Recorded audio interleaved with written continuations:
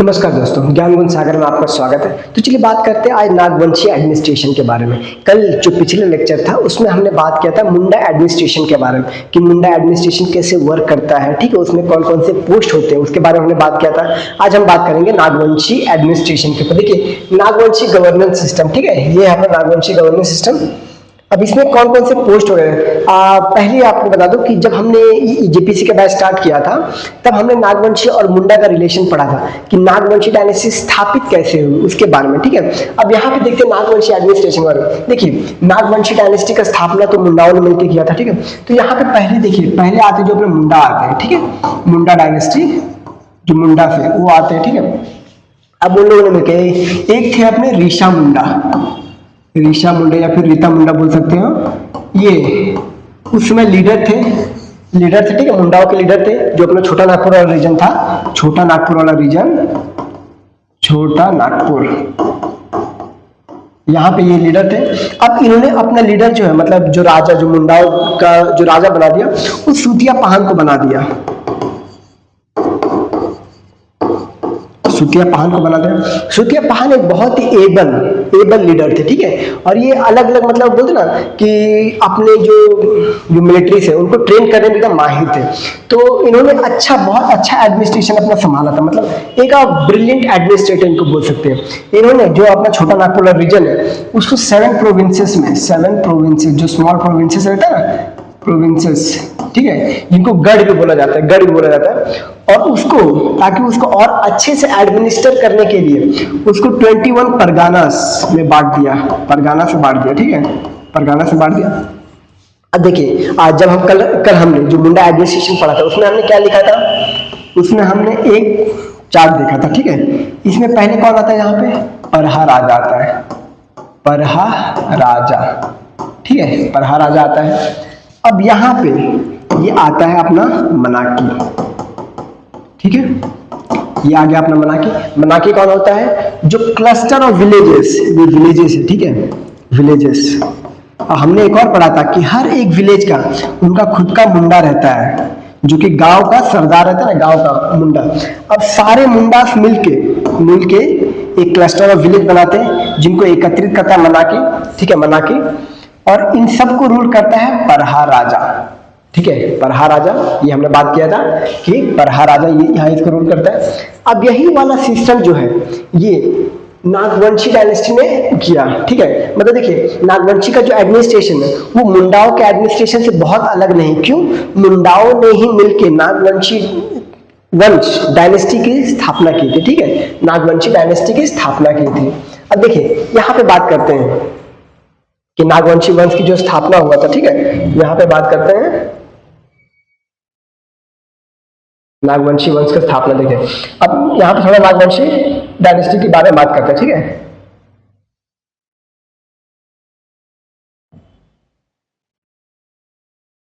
यहाँ बात कर लेते हैं,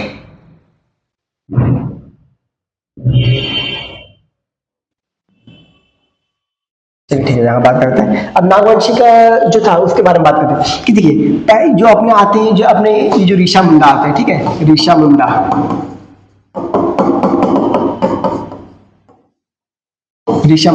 इन्होंने अपना किसको चुना, सूतिया पहान को चुना, ठीक है। सूतिया पहान ने अच्छा एडमिनिस्ट्रेशन करके जो है एक वेल एडमिनिस्टर्ड छोटा नागपुर रीजन बनाया मुंडाओं के लिए।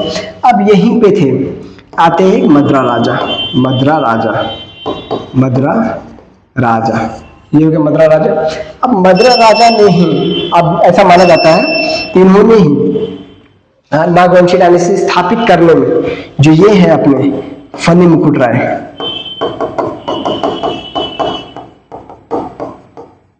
इनकी सहायता की थी, ठीक है, फनी मुकुट राय की स्थापना की थी ये नागवंशी डायनेस्टी की। ये 64 एडी में शुरू हुआ था, 64 एडी में शुरू हुआ था। अब देखिए अब यहाँ पे इनका एडमिनिस्ट्रेशन देखिए, अब इनका एडमिनिस्ट्रेशन मुंडाओं जैसे चल रहा है। फनी मुकुट राय जी ने ज्यादा कुछ चेंजेस नहीं किया, जो मुंडाओं का एडमिनिस्ट्रेशन चल रहा था ये वाला, जो ये वाला चल रहा था, ठीक है, ये वाला जो चल रहा था इसमें ज्यादा चेंजेस नहीं किया। अब ऐसे चल रहा था। इनके बाद ये अलग अलग लीडर्स आए गए, एक आते हैं अपने राय आते हैं, राय प्रताप राय आते हैं, शायद से प्रताप राय नाम है, जिन्होंने अपना जो डायनेस्टी है फ्रॉम सुतियांबे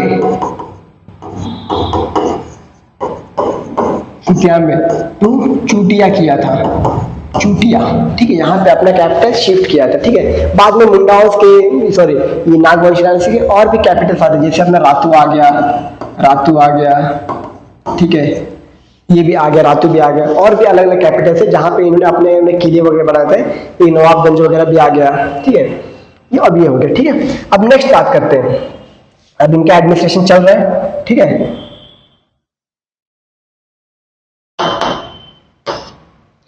अब इनका एडमिनिस्ट्रेशन चल रहा है, ठीक है। अब देखिए, अब ये एडमिनिस्ट्रेशन लगातार चल रहा है। अब यहाँ पे आते हैं कि इनके एडमिनिस्ट्रेशन में लेटर क्या हुआ। अब आते हैं मुगल एज में, क्योंकि इनका एडमिनिस्ट्रेशन चल ही रहा है, इनका एडमिनिस्ट्रेशन किसी ने वायलेट नहीं किया है, चल रहा है। क्योंकि देखिए, झारखंड का जो रीजन है ना, वहां पे किसी भी लूटर, जैसे अपने दिल्ली सल्तनत का ही हो गया, खिलजी हो गया, वो भी झारखंड के अंदर आके छोटा नागपुर रीजन में आके उतना कुछ बवाल नहीं मचाया उसने, ठीक है। जो तो अब आता है मुगल टाइम आता है। मुगल क्या करता है, मुगल का जो डायनेस्टी था सबसे बड़ा माना जा रहा है, ठीक है।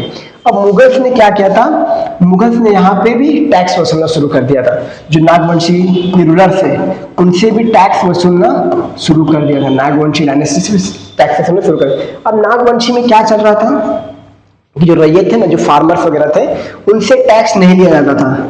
लेकिन जब मुगलों ने उनके ऊपर टैक्स लगाया तो नागवंशी डायनेस्टी को जो फार्मर्स है उनके ऊपर भी टैक्स लगाना शुरू करना पड़ा। क्यों? क्योंकि इनका जो था सिस्टम, ये मालगुजारी वाला सिस्टम था, मालगुजारी टैक्स सिस्टम था। इसमें क्या रहता था, मुगल जो इनके जो ऑफिसर्स रहते थे, ये जाके ये नागवंशी डायनेस्टी से ये लेते थे कि ये आपका डायनेस्टी है, हम आपसे लेंगे टैक्स। अब इनसे टैक्स लेते थे। यहाँ पे कौन से, अपने दुर्जन शाल थे, ठीक है, दुर्जन शाल।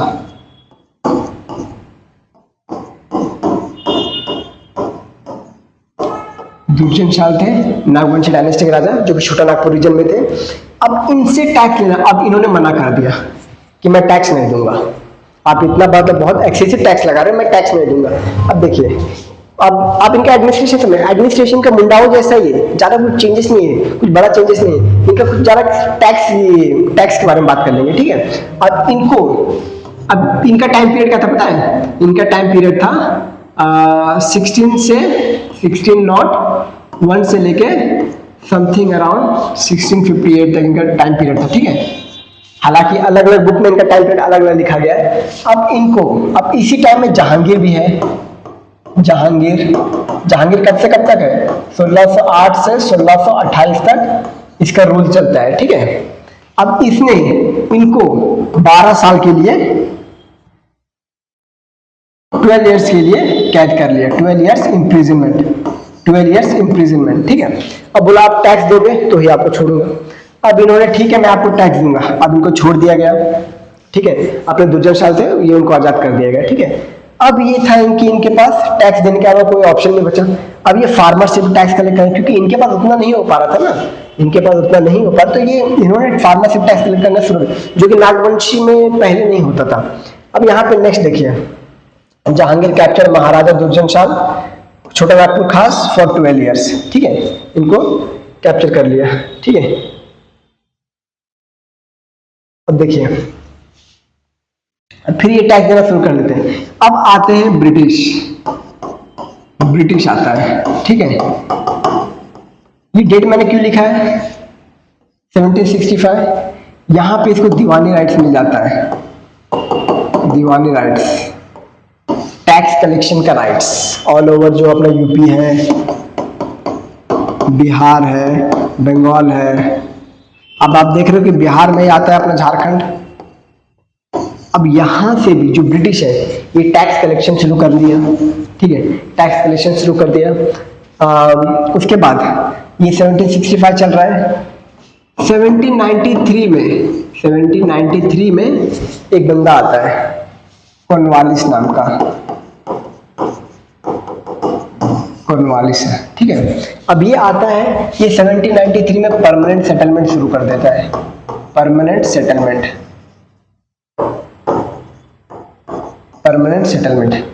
अब इसके तहत जो भी अपना टैक्स कलेक्शन सिस्टम था, ठीक है, जो कि नागवंशी पहले ये इनसे जैसे था ना अपना ये जमींदार सिस्टम यहाँ पे शुरू कर दिया, ठीक है। अब जो नागवंशी रूलर थे इनको जमींदार बना दिया है, इनको जमींदार बना दिया गया है और टैक्स कलेक्शन करने बोल दिया कि जनता से टैक्स कलेक्शन करो और हमें टैक्स दो। और उसमें से 11/10 मतलब 10th by 11th ये ब्रिटिश को देना पड़ता था और सिर्फ 1 पार्ट ये रख सकते थे। ये था जमींदारी का सिस्टम, ठीक है। तो उस वजह से पूरा ये जो नागवंशी का टैक्स कलेक्शन सिस्टम था ये पूरा खराब हो गया, मतलब पूरा डिस्ट्रॉय हो गया, ठीक है।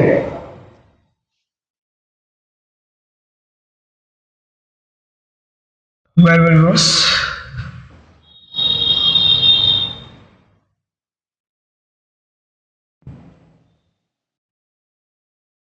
यहाँ पे बात करते हैं, ठीक है।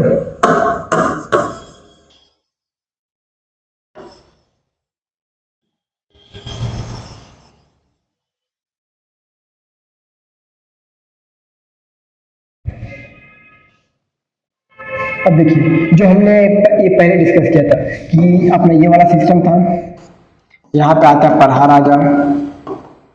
राजा, मनाकी, ठीक है। अब इसमें एक और आता है, ठीक है, जिसको हाथू बोला जाता है, हाथू पाड़ा, जो कि पंचायत का प्रधान होता था, हाथू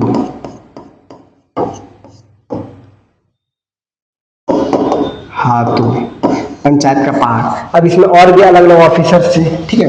कौन था? महातो, ठीक है, महातो था। और भी जो परहा राजा को ये गाइड करते थे, कौन कौन थे वो?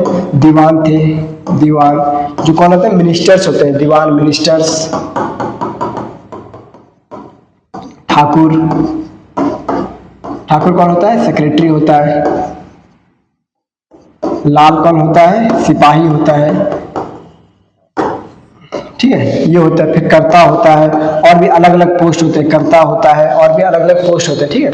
अब इनमें से भी जो इनका था सेम टू सेम वही वाला सिस्टम चल रहा था, लेकिन इनका सिस्टम अंग्रेजों और मुगलों के आने की वजह से खत्म हो जाता है, ठीक है। नागवंशी का जो एडमिनिस्ट्रेटिव सिस्टम था ये सेम एज मुंडा था। आपने अगर मुंडा सिस्टम पढ़ लिया एडमिनिस्ट्रेशन का, उससे रिलेट करके थोड़ा सा रिलेट करके खाली रूलर्स के नाम बताने हैं, बाकी same to same as like Munda system के जैसा ही है, ठीक है।